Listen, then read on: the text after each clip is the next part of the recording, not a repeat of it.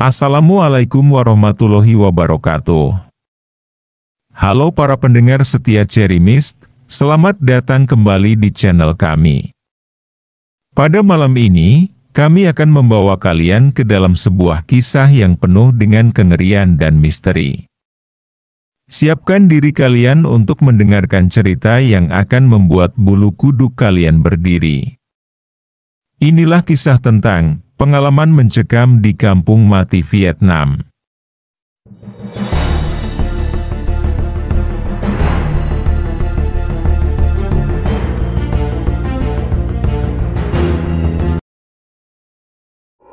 Malam itu, sekitar jam 11 malam, Ranti baru saja selesai bekerja sebagai seorang SPG di sebuah pusat perbelanjaan besar di Jakarta.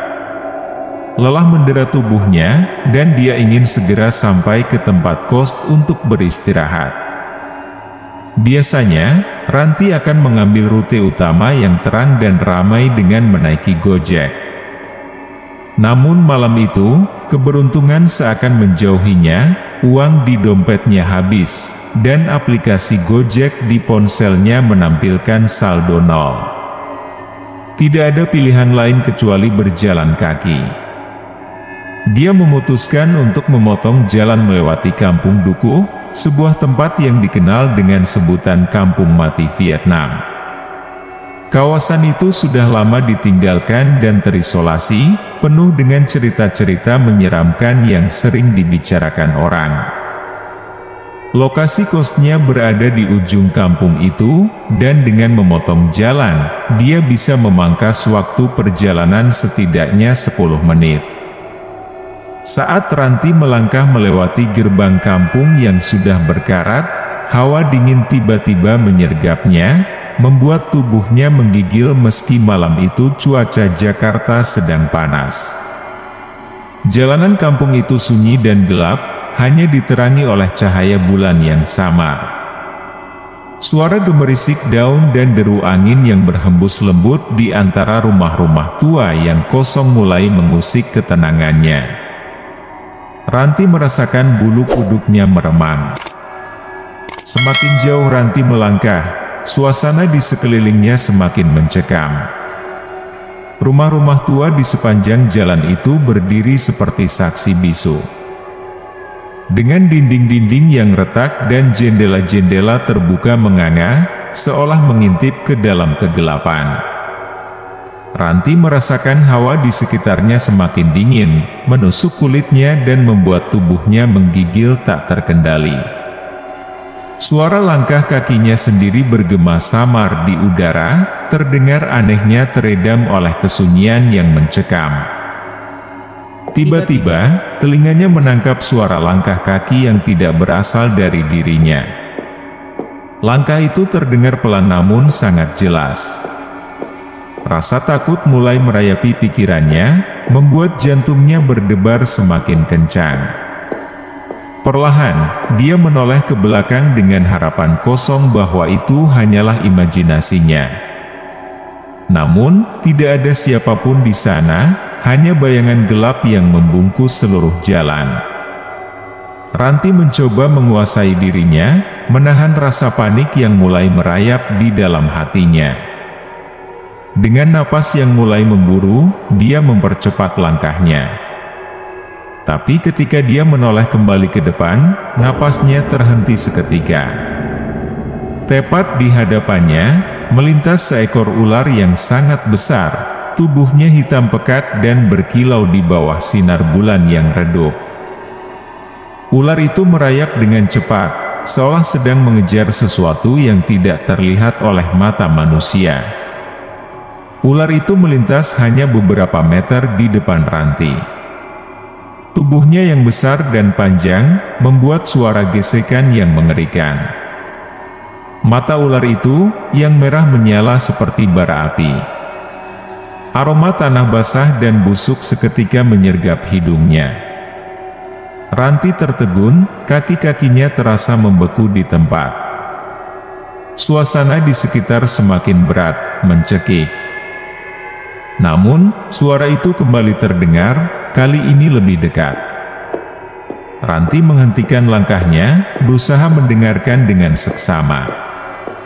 Di antara desah angin malam, samar-samar terdengar suara tawa kecil, lirih namun jelas di telinga. Ranti menoleh dengan cepat. Namun yang dia lihat hanya bayangan-bayangan gelap dari pepohonan dan rumah-rumah tua yang kosong. Ranti mulai merasa ketakutan, namun dia mencoba menenangkan diri. Hanya imajinasi, bisiknya pada diri sendiri, meski dalam hatinya dia tahu ada sesuatu yang salah. Dia mempercepat langkahnya, hampir berlari di sepanjang jalanan sempit itu. Hawa dingin semakin menusuk, dan suara tawa itu semakin jelas, seolah mengejeknya dari kegelapan. Saat Ranti melewati sebuah rumah yang hampir roboh dan pintunya tidak ada, dia merasa ada sesuatu yang bergerak di sudut matanya. Dia berbalik, dan untuk sesaat, dia melihat bayangan seorang anak kecil berdiri di depan pintu. Anak itu menatap Ranti dengan mata hitam yang kosong, wajahnya pucat seperti mayat, dan bibirnya menyeringai lebar. Ranti merasa darahnya membeku, namun saat dia berkedip, bayangan itu menghilang, seolah-olah tidak pernah ada. Ketakutan mulai merayapi seluruh tubuh Ranti, membuat setiap langkah terasa berat dan tercekik oleh rasa ngeri yang terus meningkat. Cahaya samar dari rumah yang terang di ujung kampung memberinya sedikit harapan. Di tengah jalan yang harus dia lalui, berdiri sosok-sosok manusia yang tak bergerak. Mereka berdiri dengan postur kaku dan tidak beraturan, kulit mereka pucat seperti mayat yang telah lama terkubur. Mata mereka kosong, tanpa kehidupan, menatap lurus ke arah Ranti dengan tatapan yang dingin dan hampa. Namun yang paling mengerikan adalah wajah mereka, hancur, cacat, seolah-olah terbakar atau mengalami kecelakaan fatal. Kulit wajah mereka tampak meleleh, terkelupas dengan daging yang membusuk di bawahnya, mengeluarkan bau busuk yang menyengat, membuat napas Ranti sesak oleh rasa takut yang semakin mencekam. Ranti menggigil hebat, kakinya terasa berat, tubuhnya hampir tak mampu bergerak. Sosok-sosok itu berdiri diam, namun mata mereka perlahan berputar, menoleh kepada Ranti dengan gerakan yang menyeramkan. Wajah-wajah hancur itu menatapnya dengan tatapan tanpa ampun, bibir mereka yang sobek tampak tersenyum aneh, menambah kengerian yang sudah tak tertahankan. Tanpa pikir panjang, dia menutup matanya dengan tangan. Ranti mencoba berlari di antara mereka.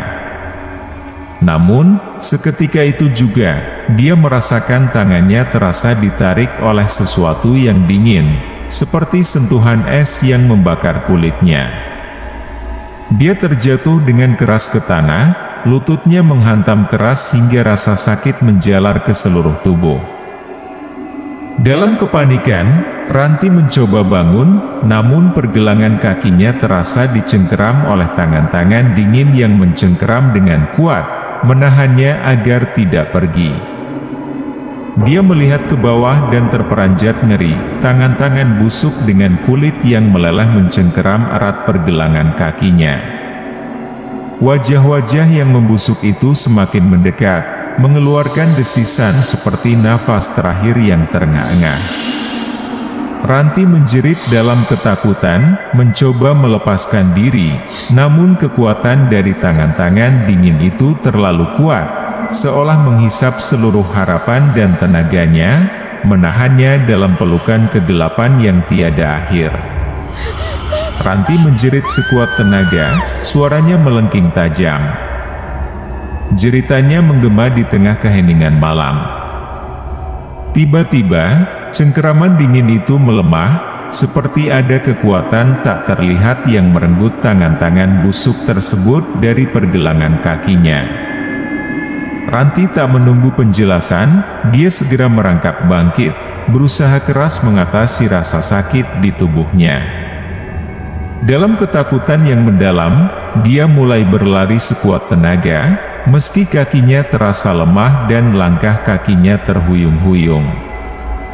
Air mata bercucuran di wajahnya, menyatu dengan keringat dingin yang membasahi seluruh tubuhnya. Namun, saat dia berlari, bayangan besar muncul dari kegelapan di depannya.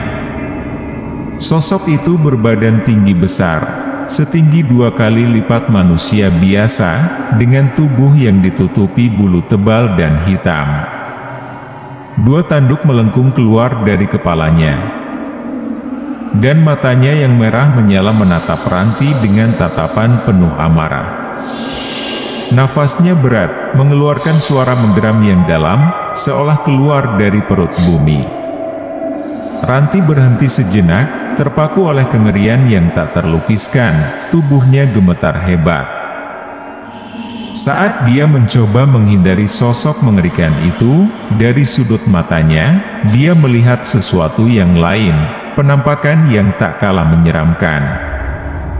Pocong dengan kain kafan yang kotor dan robek-robek, melompat-lompat di antara bayangan, muncul di hadapannya. Wajah pucatnya terbungkus kain kafan yang sebagian terbuka, memperlihatkan mata kosong dan mulut yang terjahit namun menganga, seolah menjerit tanpa suara. Pocong itu mendekat dengan gerakan melompat yang tak wajar, seolah melayang di atas tanah. Bau anyir kematian semakin menyengat, membuat Ranti hampir pingsan karena ketakutan. Dia berlari semakin kencang. Sosok bertanduk itu mengejarnya dengan langkah berat yang mengguncang tanah. Sementara pocong itu terus melompat di sisi lain, seolah mengepungnya dari segala arah. Ranti merasa seolah-olah dia sedang dikejar oleh makhluk-makhluk dari neraka, dengan kengerian yang semakin mendekat setiap detiknya. Tiba-tiba, dari rumah yang menyala di ujung kampung, seorang warga muncul, berlari ke arah Ranti dengan wajah penuh kekhawatiran. Bapak-bapak itu, dengan tubuh yang sudah mulai renta namun masih terlihat kuat, mendekati Ranti yang hampir terjatuh. Saat melihat Ranti yang berlari dengan wajah penuh ketakutan, bapak itu segera mendekatinya dan bertanya dengan nada cemas, "Ada apa, Neng? Kenapa kamu berteriak?" Namun, Ranti yang masih dalam keadaan syok, tidak mampu mengucapkan sepatah kata pun. Wajahnya pucat, matanya terbuka lebar dengan tatapan yang penuh ketakutan, sementara tubuhnya gemetar hebat. Bapak itu menyadari bahwa Ranti sedang dalam keadaan yang sangat terpukul, dan dia tidak ingin memaksa gadis itu untuk berbicara. Tanpa banyak bicara, bapak itu dengan lembut menuntun Ranti masuk ke dalam rumahnya. "Ayo, Neng, masuk dulu. Minum air dulu biar tenang," katanya, sambil membantu Ranti duduk di kursi kayu di ruang tamunya. Dia segera menuangkan segelas air dan memberikannya kepada Ranti yang masih terguncang. Ranti mengambil gelas itu dengan tangan yang gemetar, meneguk airnya perlahan.